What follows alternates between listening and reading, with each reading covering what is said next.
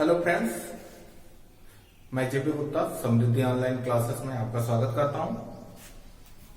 शैक्षिक तकनीक के नेक्स्ट वीडियो में आज है शिक्षण तकनीक की विशेषता।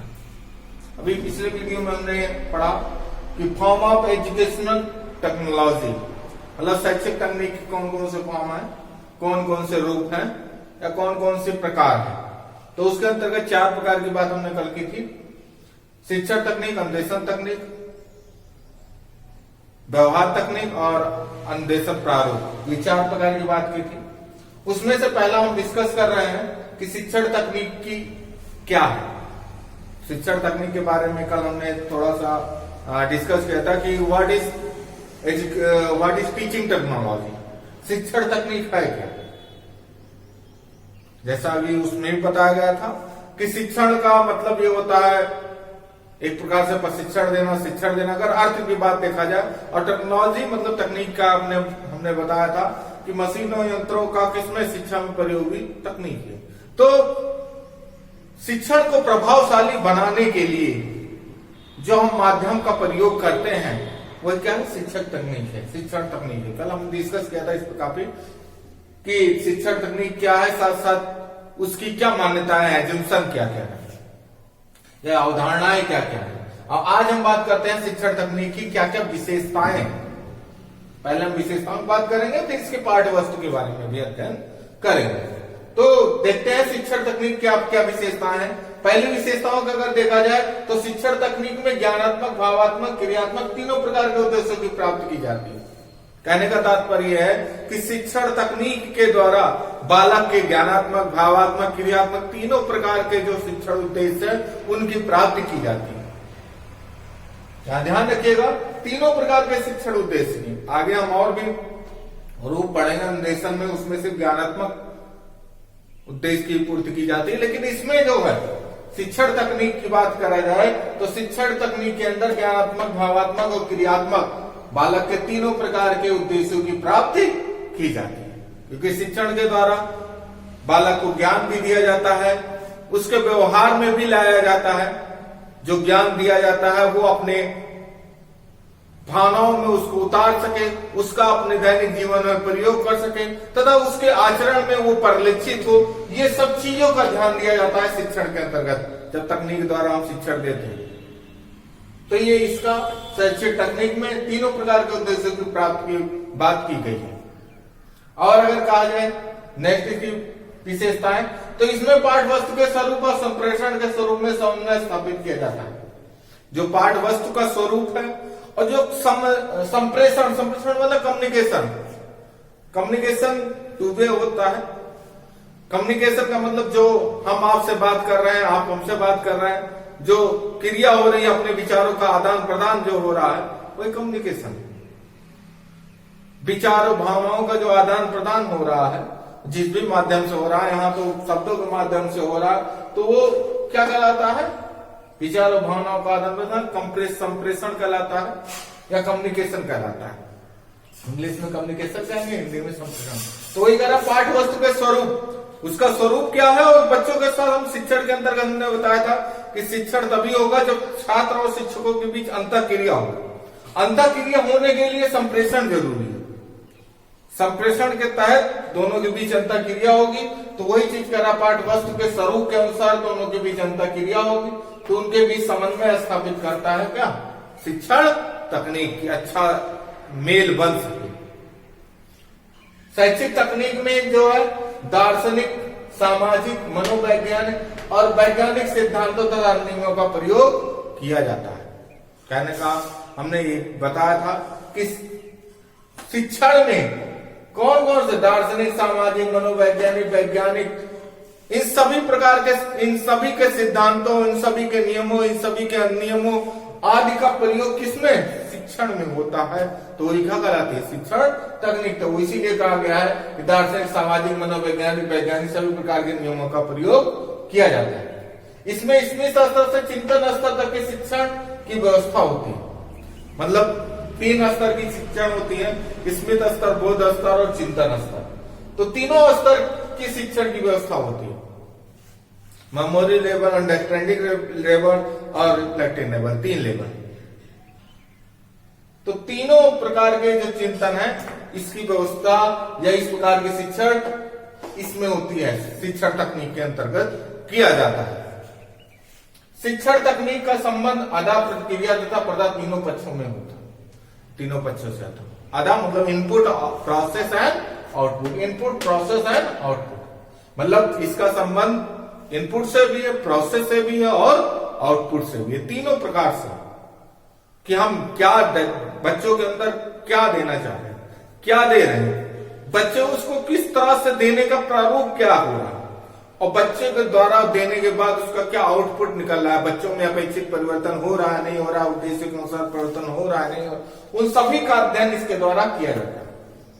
क्या दिया जा रहा है तो उसके बीच कैसे प्रोसेस द्वारा दिया जा रहा है और फिर उसका आउटपुट कैसे निकल रहा है, ये तीनों बातों का ये ध्यान शिक्षण तकनीक में रखा जाता है। शिक्षण तकनीक कला और विज्ञान में मध्यस्थता स्थापित करता है। हमने कल भी बताया था कि शिक्षण तकनीक, ये जो चीजें हैं सब कल हम शिक्षण तकनीक को परिभाषित करते समय, बताते समय लगभग चीजों को बता चुके हैं, तो वहीं पर विशेषताएं तो वहीं से निकल के आएंगी ना। तो वही कह रहा है कला और विज्ञान दोनों भाई निश्चित नियम, अधिनियम, तर्कसंगत बातें क्रमबद्ध रूप से दिया जाता है, क्या ज्ञान दिया जाता है, तो वो विज्ञान है। अब देने का जो तरीका हुआ वही क्या हुई, कला हुई। कला और विज्ञान दोनों का समन्वय करता है, दोनों के बीच मध्यस्थता करता है, तभी अच्छे से दिया जा सकता है। अगर विज्ञान के रूप में दिया जाए, कला नहीं हो तभी कोई मतलब नहीं होगा। कला है अगर विज्ञान के रूप में ना दिया गया तभी बहुत ज्यादा इफेक्टिव नहीं होगा। कहने का मतलब देने का तरीका अच्छा हो, बच्चों की अंडरस्टैंडिंग लेवल बढ़िया हो सके, उसके लिए विज्ञान का भी सहारा लिया जाता है। विज्ञान द्वारा क्रमबद्ध, नियमबद्ध तरीके से तर्कसंगत बातों को बच्चों को दिया जाना ही क्या कहलाता है, विज्ञान कहलाता है। कला का मतलब देने का तरीका, दोनों चीज इफेक्टिव होने चाहिए, इसलिए दोनों के बीच में इसको कहा गया शिक्षण तकनीक को मध्यस्थता कहा।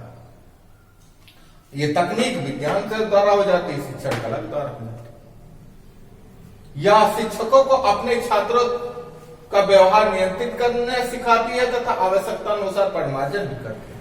मतलब छात्र इसके द्वारा, शिक्षण तकनीक के द्वारा छात्रों के व्यवहार को नियंत्रित कर सकते हैं।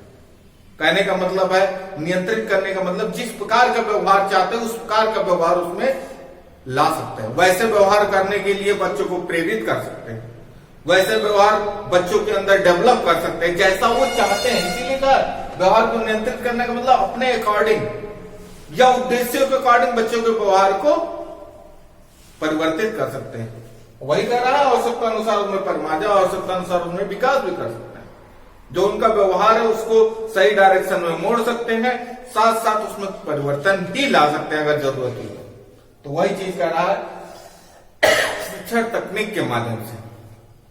शिक्षण तकनीक शिक्षकों को उचित शिक्षण नीतियां, शिक्षण विधियां, शिक्षण युक्तियां अपनाने के लिए प्रेरित करता है। शिक्षण तकनीक के द्वारा कौन सी शिक्षण विधि इफेक्टिव होगी, कौन सी शिक्षण तकनीक अच्छी होगी, कौन सी स्ट्रेटजी बेटर होगी, जो हमारे उद्देश्यों की प्राप्त हो सके, छात्रों का सर्वांगीण विकास हो सके, छात्रों का अधिकतम विकास हो सके, छात्रों में रुचिकर अधिगम प्राप्त हो सके, साथ में प्रेरणादायी अधिगम प्राप्त हो सके, उसके लिए ये शिक्षण तकनीक हमें बताता है कि कौन सी नीतियां, कौन सी युक्तियां, कौन सी विधियां हम इस्तेमाल करें।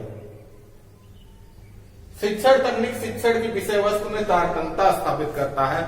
जो विषय वस्तु है शिक्षण की, उसके अंदर तारतम्यता मतलब उसके बीच में समन्वय स्थापित करता है कि कैसे कैसे क्या क्या चलता है।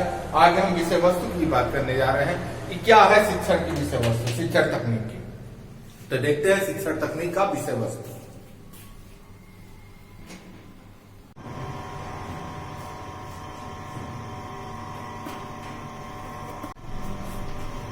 अब बात करते हैं शिक्षण तकनीक की विषय वस्तु। शिक्षण तकनीक का जो विषय वस्तु है वो आईके डेविस तथा रॉबर्ट ग्लेसन ने दिया था और इसको 4 भागों में बांटा है कि शिक्षण तकनीक को कि विषय वस्तु 4 भागों में बांटा है, तो मतलब इसका कार्य कैसे होगा, इनको 4 भाग में बांटा है, 4 भाग में बांटकर इसको बताया है, समझाया है। इसके विषय वस्तु कैसी है, इसका कंटेंट कैसा रहेगा, किस चीज का, शिक्षण तकनीक जो बालक को शिक्षण दिया जा रहा है तकनीक के माध्यम से, उसकी विषय वस्तु, उसका कंटेंट कैसा रहेगा, वो 4 भागों में बांट कर बताया। पहला है प्लानिंग अर्थात शिक्षण का नियोजन, प्लानिंग ऑफ टीचिंग, जिसको कहेंगे इंग्लिश में प्लानिंग ऑफ टीचिंग। इसके अंतर्गत हम प्लानिंग करते हैं कि कैसे कैसे क्या क्या चीजें रहेगा, वही पाठ्यवस्तु विश्लेषण करते हैं, शिक्षण बिंदु खोजते हैं, क्या पढ़ाना है, पाठ्यवस्तु का विश्लेषण करते हैं, एनालिसिस करते हैं, फिर क्या पढ़ाना है वो देखते हैं, फिर शिक्षण उद्देश्यों को पहचान कर उसका व्यवहारिक रूप में लिखते हैं कि इस शिक्षण का क्या उद्देश्य होगा और उसका व्यवहारिकता क्या होगी, उसको लिखना। ये सारा काम प्लानिंग के अंतर्गत किया जाता है, शिक्षण के नियोजन के अंतर्गत। नियोजन करने के बाद दूसरा काम है व्यवस्था करना। भाई नियोजन कर लिया, इस नियोजन के अनुसार क्या करना है, व्यवस्था करना। तो वही कर रहा है शिक्षण की व्यवस्था, ऑर्गेनाइजेशन।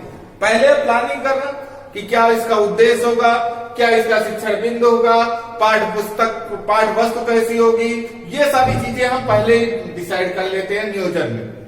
पाठ्यवस्तु कैसी होगी, शिक्षण बिंदु क्या क्या पढ़ाया जाएगा, किस किस बिंदु के अंतर्गत पढ़ाया जाएगा, इसका उद्देश्य क्या होगा, फिर उद्देश्यों को उसको नोट डाउन करना, ये सब प्लानिंग के अंतर्गत किया गया।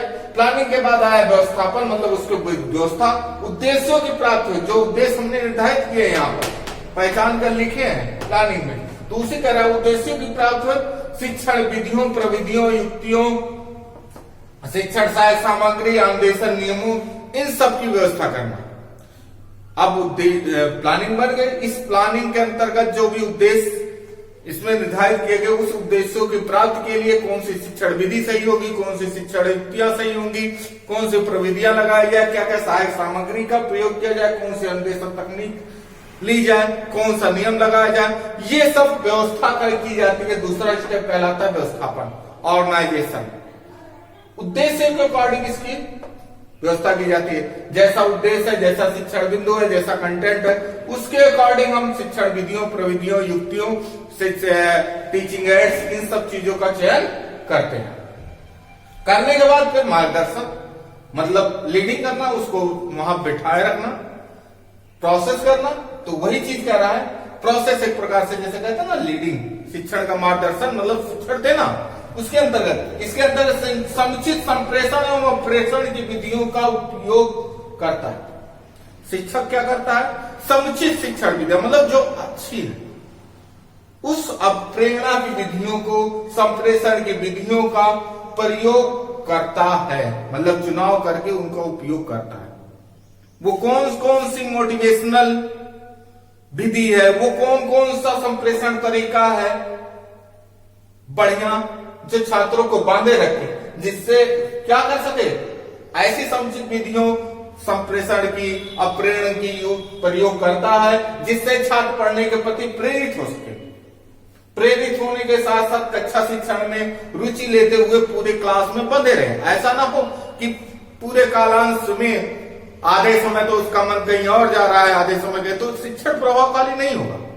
तो वही कह रहा है कि इसमें क्या करते हैं, ऐसी समुचित संप्रेषण एवं अप्रेरण का विधियों का चयन करके उसका उपयोग करते हैं, जिससे छात्र पढ़ने के प्रति प्रेरित होकर कक्षा शिक्षण में रुचि लेते हुए कालांश में बने रहते हैं, ताकि शिक्षण उद्देश्यों की प्राप्ति की जा सके। यहाँ पर भी शिक्षण उद्देश्य निर्धारित किया गया, शिक्षण उद्देश्य प्राप्ति के लिए विधि प्रविधि का प्रयोग किया गया। उसी शिक्षण उद्देश्य की प्राप्ति के लिए उचित संप्रेषण एवं प्रेषण की विधियों का प्रयोग किया गया, ताकि छात्र का मन क्लास में लगा रहे, छात्र क्लास कक्षा शिक्षण में रुचि ले सके, छात्र पूरे कालांश में अच्छी प्रकार से सीख सके। तो वही चीजें कह रहा है। फिर आता है शिक्षण पर नियंत्रण। ये तो दिया गया, इसके द्वारा देखा गया। फिर शिक्षण पर नियंत्रण से तात्पर्य एक प्रकार से है मूल्यांकन से। हमने प्लानिंग की, व्यवस्था की, फिर उसको दिया, देने के बाद कंट्रोलिंग आती है। कंट्रोलिंग अर्थात मूल्यांकन, कि जो चीज किया वो कितना अच्छा रहा। मूल्यांकन से तात्पर्य मूल्यांकन जिसमें व्यवस्था तथा मार्गदर्शन की क्रियाओं ने सीखने के उद्देश्य को किस सीमा तक प्राप्त किया। कहने का मतलब है जो हमने व्यवस्था और मार्गदर्शन किया, उससे सीखने के उद्देश्य कितने प्राप्त हुए? पूरा प्राप्त हो गया है, कुछ ही प्राप्त हुआ है या प्राप्ति नहीं हुआ, ये जानना है। क्या करता है कंट्रोलिंग, जो शैक्षिक उद्देश्य निर्धारित किए गए हैं वो शैक्षिक उद्देश्य कितने प्राप्त किए गए हैं वो ज्ञात करना शिक्षण का नियंत्रण कहलाता है, अर्थात मूल्यांकन उसमें। तो इसीलिए कहा गया कि व्यवस्था तथा मार्गदर्शन की क्रियाओं को सीखने के उद्देश्य को किस सीमा तक प्राप्त किया गया, अतः इसके अंतर्गत मापन और मूल्यांकन की विभिन्न विधियों का प्रयोग किया जाता है। इसलिए बालक के मापन और मूल्यांकन के विभिन्न विधियों का हम क्या करते हैं, प्रयोग करते हैं, कि जानने की कोशिश करते हैं जो हमारा शिक्षा का उद्देश्य निर्धारित किया था वो पूर्ति हुई या नहीं हुई। जिससे शिक्षक मानदंड परीक्षा बनाता है, क्राइटेरिया रेफरेंसेस टेस्ट वगैरह बनाता है, और छात्र निष्पक्ष छात्र उपलब्धि, छात्र जो उसका आंसर देते हैं उससे छात्र और शिक्षक दोनों को पुनर्मिलन प्राप्त होता है। मतलब टीचर्स क्या है, पेपर्स का निर्माण करता है और छात्र उस पेपर को हल करके जब देते हैं तो छात्र उपलब्धि का पता लगता है। उस उपलब्धि से टीचर भी पुनर्बलित होता है और छात्र भी पुनर्बलित होता है कि हमने कितना अच्छा किया है, दोनों के लिए होता है, हमने कितना अच्छा किया, वही कहा दोनों। और उसी मूल्यांकन के आधार पर व्यवस्था तथा मार्गदर्शन के सोपानों में आवश्यकता अनुसार सुधार किया जाता है। अब इसी का आधार पर अब देखते हैं कि शिक्षक उद्देश्य प्राप्ति नहीं हो पाए तो हम इसमें सुधार करते हैं। दोनों देखते हैं शिक्षण के जो उद्देश्य है, अधिगम के जो उद्देश्य है वो काफी हद तक प्राप्त हुए हैं तो लगभग इनको बनाए रखते हैं। तो वो देखते हैं कि कितना प्राप्त हुआ है, उसके अकॉर्डिंग ही व्यवस्था और मार्गदर्शन के जो सोपान है उसमें आवश्यकता अनुसार हम परिवर्तन करते हैं। कहने का तात्पर्य यह है कि लास्ट में हम मूल्यांकन करते हैं। टीचर पहले प्लानिंग बना के आता है, जैसे हम एक उदाहरण दें कि टीचर पहले प्लानिंग बना के क्लास में जब एंट्री करता है तो प्लानिंग बना के एंट्री करता है, क्या पढ़ाना है, इसका उद्देश्य क्या रहेगा, कौन उसकी विषय वस्तु क्या रहेगी, शिक्षण बिंदु क्या रहेगी, ये प्लानिंग बना के आता है। और साथ साथ फिर प्लानिंग के साथ साथ व्यवस्था भी करके लेकर आता है कि हम इस विधि द्वारा, इस प्रविधि द्वारा, इस युक्ति द्वारा, इस शिक्षण सहायक सामग्री द्वारा, इस ऑडियो विजुअल एड्स द्वारा हम इस छात्रों को ये चीजें दें। फिर उनको वो वहां पर देता है, उसको अच्छी तरीके से मोटिवेशनल चीजों से और अपने संप्रेषण तरीके से छात्रों को वो प्रेषित करता है। इन व्यवस्थापन विधियों द्वारा इसको प्रेषित करता है और प्रेषित करने के बाद उससे मूल्यांकन करता है, उससे टेस्ट लेता है, उससे पूछता है, ओरली टेस्ट लेता है, रिटन टेस्ट लेता है, पूछता है और जानता है, देखता है कि छात्र ने उस उद्देश्य की प्राप्ति कहां तक की है, जो बताया गया है वो छात्र को कितना अंडरस्टैंड हुआ है, और उसी के अकॉर्डिंग निष्कर्ष पर पहुंचता है कि हमें इसमें सुधार करना है या नहीं करना है, या आवश्यकता अनुसार जो सुधार करना होता है उसको वो करता है। तो ये शिक्षण तकनीक की विषय वस्तु, नियोजन, ऑर्गेनाइजेशन, लीडिंग एंड कंट्रोलिंग। उम्मीद करते हैं समझ में आया होगा। अब शैक्षिक तकनीक का आज का वीडियो मैं यही समाप्त करता हूं। नेक्स्ट वीडियो में हम इंस्ट्रक्शनल टेक्नोलॉजी के बारे में बात करेंगे, अन्वेषण तकनीक के बारे में बात करेंगे, जो दूसरा है शैक्षिक तकनीक के रूप का दूसरा है, फॉर्म ऑफ एजुकेशनल टेक्नोलॉजी का सेकंड, अन्वेषण तकनीक। उसकी बात हम नेक्स्ट वीडियो में करेंगे।